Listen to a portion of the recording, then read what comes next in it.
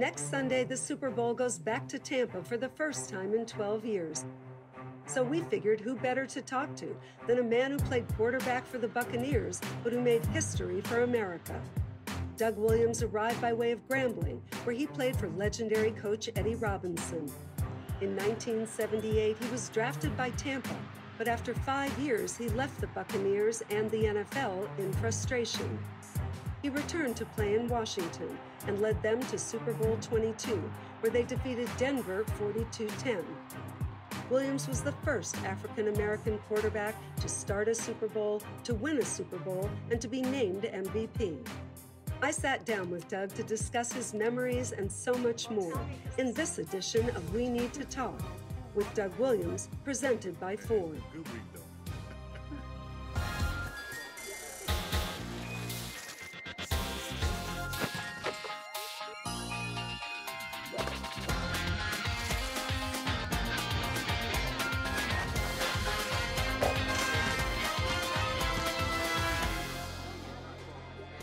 There you are. Hello, my friend.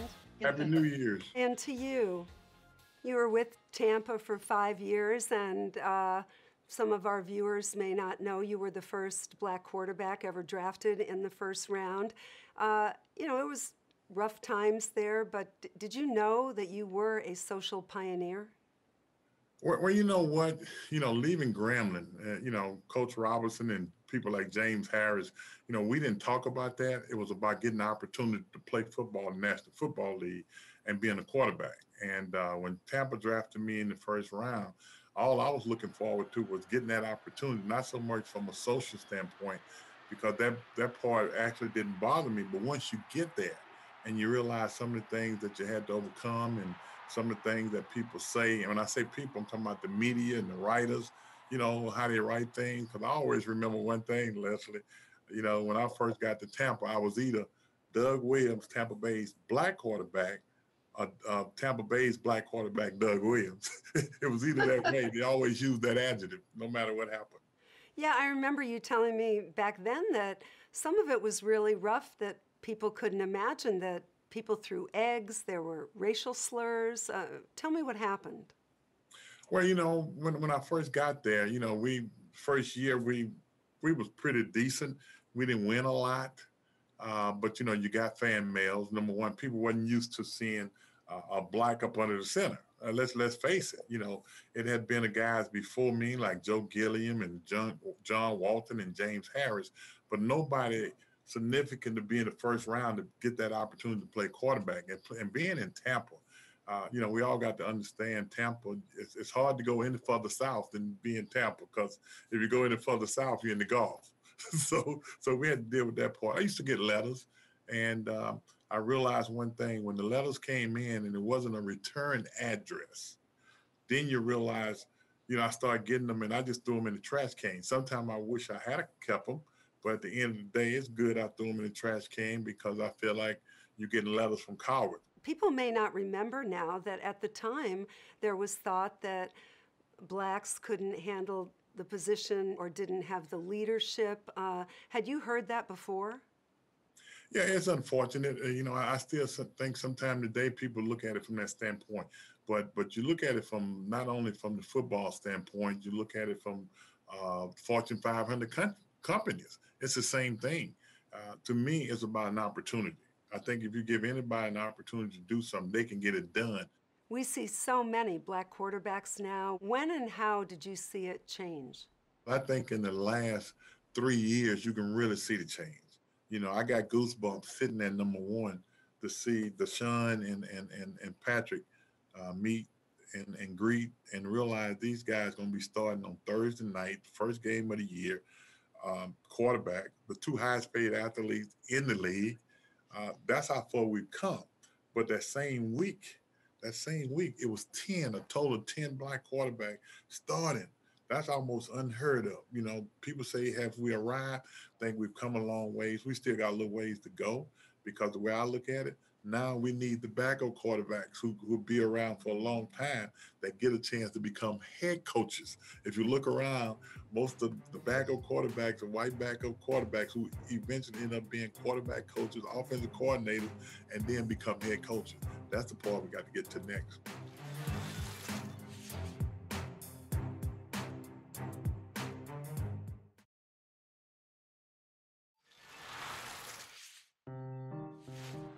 The emerging star who'd taken Tampa to the NFC title game in 1979 was the lowest paid starting quarterback in the league, lower even than 12 backup quarterbacks. Stalled with a contract that had paid him only $120,000 a year, Williams left. After 2 years in the upstart USFL, which folded, Joe Gibbs called and offered him a chance to return to the NFL, but as the backup to Jay Schrader. But Gibbs picked Williams to start the 1987 playoffs. His signature performance in the Super Bowl defined Doug Williams, and it impacted the way we saw the game. You go to Washington, you're 32 years old, you're going to be the backup quarterback, you hadn't been heard from in a long time. What was your mentality?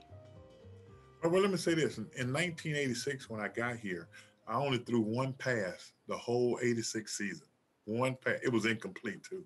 One pass. Receiver's fault. It was. He ran the wrong route. But because you had terrible receivers. the next year, 1987, we started off the year. I almost was not there in the season 1987 because I was traded. On our way back home, Coach Gibbs came to me on the airplane, and he told me, "Hey, we made a trade with the Raiders, and we're gonna trade you to the Raiders." So when I came off the airplane after overnight flight, I'm happy. I got a chance to be a starter because Jay was a starter here, and Coach Gibbs told me to come by his office, and we'll talk about it by 11:30. So when I went by his office and I sat down, and he looked at me, and if you ever been around Coach Gibbs, he got a funny laugh. And he looked at me and he said, "I changed my mind." And I looked at him, no smile at all. I said, "Coach," I said, "you can't change your mind." And he looked at me and he said, "Hey, I don't work for the Raiders. I work for the Redskins." And I just sat back in my chair and didn't say another word. And I went downstairs and did what I had to do. And he told me, he said, "I just got a feeling that somewhere along here, you're going to come in here and we're going to win this thing." And when I walked off the field in San Diego and we hugged, and he told me, he say, "I told you."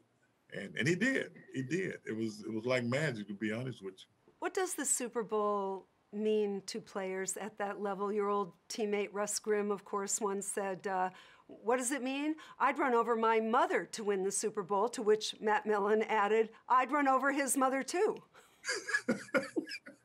You know what? I know the feeling, because the day of that Super Bowl, when first of all, before the game started, when I ran on the field, so many things came to mind. And that goes all the way back to growing up in the South, having to deal with the Jim Crows of the world and being a rookie in Tampa and deal with some of the other stuff you had to deal with. And to be at the Super Bowl, you say to yourself that you traveled roads that was less traveled by other people. There were so many things really conspiring against you, that you had been out of the league, that you came in as the backup, now you were starting. And didn't you tell me you had surgery the day before the Super Bowl? Yeah, a lot of people look at the game and they talk about my knee, hyperextending my knee during the game. But the day before the game, that Saturday, I spent 4 hours in the chair at a dentist's office where I had a root canal for 4 hours. So, you talking about the game, I'm talking about getting to the game. And when I got back to our hotel, we was packing up to go to the secret hotel, which just happened to be the Lawrence Welch Hotel. And when you get in that room, if anybody old enough to know what Lawrence Welch music sounds like, it ain't good for somebody who got something hurting in the tooth, because that music seemed like it make it hurt even more.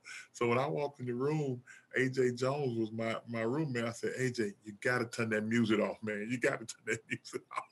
And he turned that music off. But the killing thing about that, Lesley, I did something I did every Saturday night. I ate a bag of kisses, but I ate it on the other side.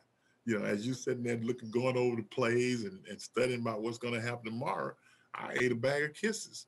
And I woke up the next morning, I did not feel any pain whatsoever. I said, boy, good Lord looking after me because I feel no pain. It's time to go play the game. What a long, strange trip, and then you're trailing 10-0. You get whacked in the knee, and I was at that game, but I never knew that. Didn't you tell the trainers, get away from me? Yeah, Keoke was one our trainer. When I went down, I was in pain. I was in pain, no doubt about that. But he came out there and he began to reach for my knee, and I just put my hand out. I said, "Don't touch me." I said, "Don't touch me." I said, because if the good Lord let me get up and walk off the side to the sideline, I'm gonna finish this football game. And I did that. I went to the sideline and moved around a little bit. The pain was still there, but Coach Gibbs came back. Coach Gibbs the only somebody who called me Douglas, other than my mom and my brother. When that happened, I was in trouble. But Coach Gibbs did. He walked back. He said, "Douglas, you ready to roll?" I said, "Yeah." He said, "Okay, let's get this sucker to rolling." And in the second quarter, to be honest with you, we only ran 18 plays in the second quarter, and we scored 35 points in 18 plays. Something that had never been done, and I think going to be hard pressed to get done again. What was the pressure you felt in the Super Bowl? Did you feel you had the weight of race on your shoulders? I understood the significance of being the first black quarterback to play in the Super Bowl, but I also looked at it from a standpoint that I was the starting quarterback for the Washington Redskins, who just happened to be black. So the most important thing is to be that starting quarterback, not be black. I can be black after it was over with. And when the game was over with, you can paint me whatever color you want. But at the end of the day, I understood the impact. Because when I walked off the field, Coach Eddie Robinson and we met each other in the tunnel. I didn't even know he was at the football game. And we met each other in the tunnel, and we both was crying. And he looked at me, he said, "Cat," he said, "you don't understand." He said, "The day was like Joe Louis knocking out Matt Snelling." That's how he summed it up. He said, "You ain't old enough to know now." He said, "But the older you get, the more you're gonna realize the impact that you had today."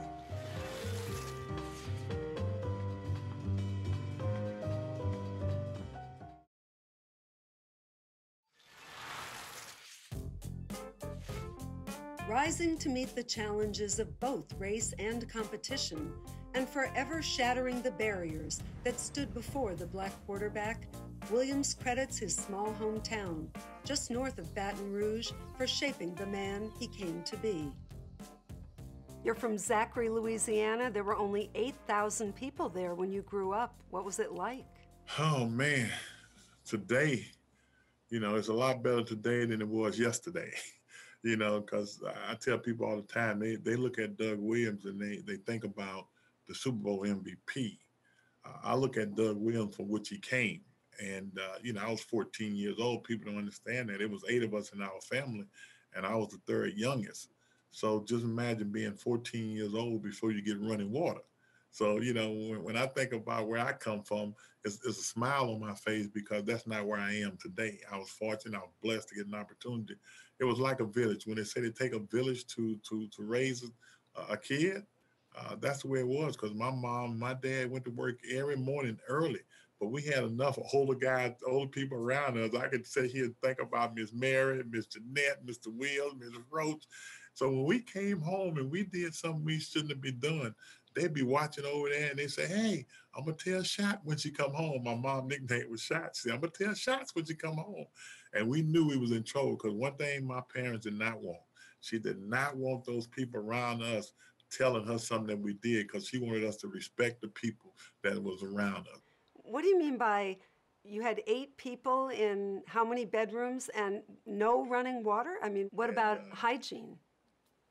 well, we had a tub. We had a bathtub, but it was a number 3 tub. If you know anything about the number 3 tub, you heat that water on the stove and you go out there outside and you draw some water in that pail and you put it in that number 3 tub and you heat that water on the stove and you pour it in there so you got some warm water to take a bath.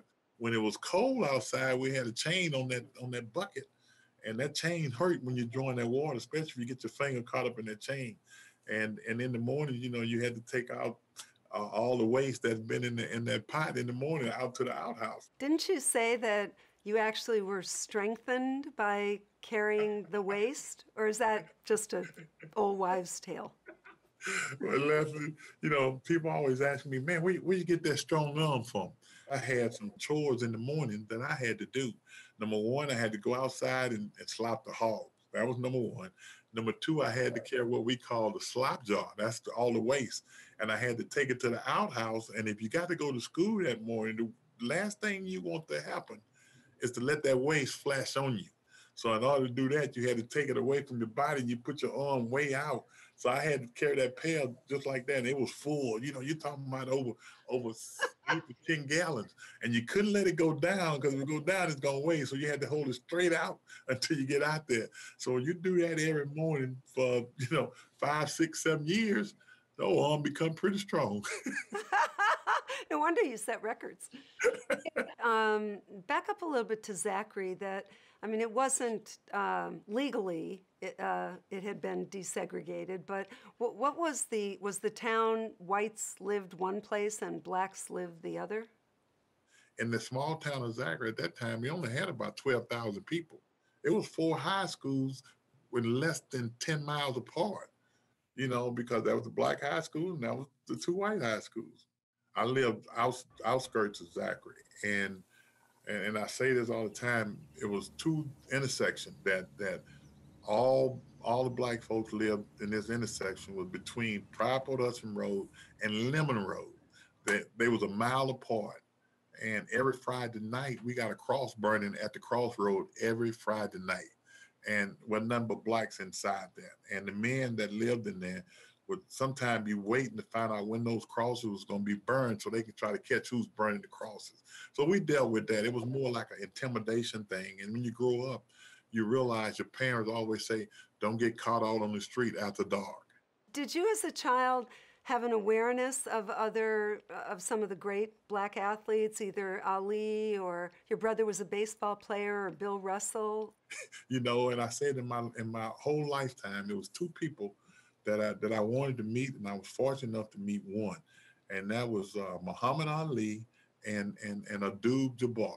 I got a chance to meet Jabbar. Didn't never get a chance to meet Cassius and Muhammad Ali. That's the one guy I wish I had. Those are my 2 favorite athletes growing up, because of what they accomplished and how they did it.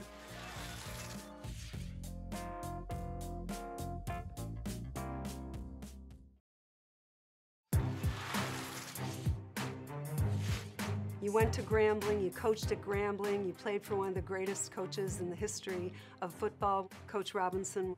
Was it such an honor to play for him? Was that the only place you were going to go? Well, I think when you back in the day, understand this, especially in the South, integration didn't happen in the South until 1970. So you didn't have no other choice but to go to a historical black college at that time. And when you think about Willie Davis, Jim Brown, Buck Buchanan, and Ernie Lass, and the James Harris, and the Charlie Joyner, they couldn't go anywhere else. They had to go to Grambling. And I was at that pivotal end, and in the South, you wasn't going to play quarterback at the SEC school. You wasn't going to play quarterback in the SWC, Southwestern Conference. So going to Grambling to me was the best place. Having a guy like Eddie Robinson around me all the time. And one thing we always talked about, if you can do it at Grambling, you can do it anywhere you go, and not let anybody tell you what you can't do, but go out and do the things that you're capable of doing. Were you astonished when they named a street after you? It's always humbling when somebody names something after you. And I've been blessed since that time. We've all also named a center. They got a Doug Williams Center on Grambling campus that studies race and politics in sports. So there's a couple things there. But to be able to drive down Doug Williams Drive, and the good part about that, probably one of the last things my mama, before she passed, was able to attend. She was at that street naming. And it was 2 things happened that day. They named the street after me, But that night, we inducted my baby brother into the Grambling Legend Sports Hall of Fame on that same day, and my mom was able to see that. That was a great day for the Williams boys. You are now the Senior Vice President of Player Development at Washington. By the way, what'd you think of the name change? Well, you know what, Lesley, did not bother me, because I look at it from a realistic standpoint. If it's a racial epithet, we need to get rid of it. But at the same day, the good part about it is Washington. When you look at those 3 Super Bowl trophies, when you walk in here, it does have Washington on it. And I always say that from a history standpoint, I tell people all the time that the logo, the Redskin logo, did not win Super Bowl trophy. In 1987, when the Bears kicked that punt to Darryl Green, the logo wasn't running. That was Darryl Green running. So the history gonna remain because it's about the players. It's not about the logo. So if we don't come up with another logo, I can live with Washington football team. If we keep winning, who cares what the name of it? Just win, baby. So do you walk into your job, your office, and you see your own picture on the wall? Yeah, it is amazing. Every morning, you come in here, number one, you see 3 trophies, and you realize that you had a hand in one of them. And then you look up on the wall, and they got 4 pictures on that wall. 3 of them was Super Bowl, and the other one was NFL championship. And you realize there's a guy with number 17 sitting down in the front with his leg crossed, and it just happened to be me. That's a feeling. That's a great feeling because you look at it and you say to yourself, it could have been somebody else, but it's me, and I'm grateful to have had that opportunity. Doug, it has been such a pleasure to catch up with you. It's always so great to catch up with you. Thank you for your time. Thank you for having me, Lesley. It's always good to see you, too.